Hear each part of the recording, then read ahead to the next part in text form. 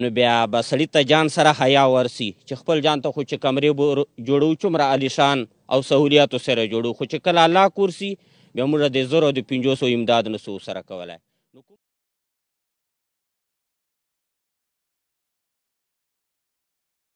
اعوذ بالله من الشیطان الرجیم. بسم الله الرحمن الرحیم. عزتمندو فرمان مروت سره د غنو ملګرو علماء کرام هم موجود دي.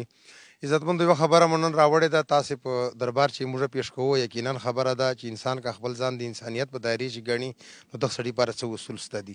صرف ځان د چار شړای وای زنده یو ژوندۍ تیراو ژوندۍ چې ډیر ګران او مشکل مونږ دي. عزتمندو نن موږ خبرې کوو تاسو په سکرین باندې د جمعات وینو مالکت الخیل. نو عزتمندو دا خلق چیکسل او مالی دی پاره جمعات نو جمعات جوړاو.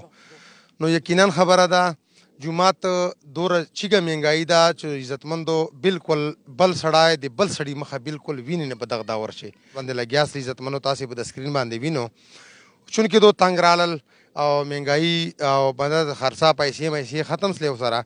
نو عزتمندو د تاسو موږ په 1500 روپو باندې هیڅ فرق نه پریوزي. خو بشکه لکه اصل چې غیرت دادا چې الله په کور باندې سوکو کې الله په دین هغه چې سړی ولګوي. نو عزتمندو دا علما هم سره ولاړ دي. مولانا توحیدي صاحب سره ولاړ ده په ضابطه خبرې بداته ته کوي اکاونټ نمبر جی تاسو ته ایزی پیسې اکاونټ نمبر لګېدلی ده او بعض خلک له فارن کوي امداد کوي. نو عزتمندو دې پاره تاسو موږ سره په واتس اپ نمبر باندې هم رابطه کوای سو. اخلاق کمپیوټر سنټر ته ورتلای سو د پیر دکان ته هم راتلای سو.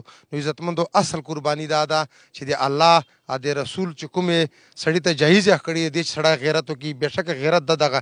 نو دې په حواله سره د مالکت الخیل د جمعات جوړیږي. عزتمندو بیا رو مددگار پروت تا الله پاک به هر سړی نه دا پته کوي چې ګوره تا وس رسید 1500 1000 10000 چا ډېر مالداري خلک د دنیا جسته دي. عزتمندو دې په حواله سره موږ مولانا وحید الله صاحب المعروف توحیدي صاحب سره خبرې کوو. توحیدي صاحب دنیا دې پر سکرین ویني د جمعات جوړیږي. یقینا دا د موږ تاسو ټول خپل جمعات ته څه هوای د خلکو ده.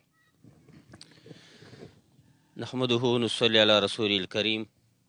اما بعد فاعوذ بالله من الشيطان الرجيم. بسم الله الرحمن الرحيم. انما يعمر مساجد الله من آمن بالله واليوم الآخر. صدق الله العظيم.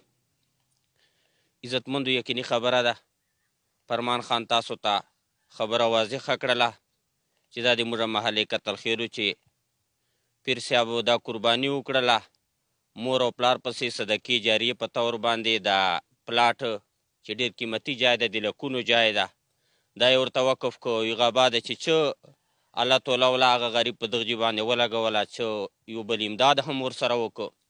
نو دغه ته یې د جومات رسولی ده سره د برانډې او تقریبا چت ته نږدو ده.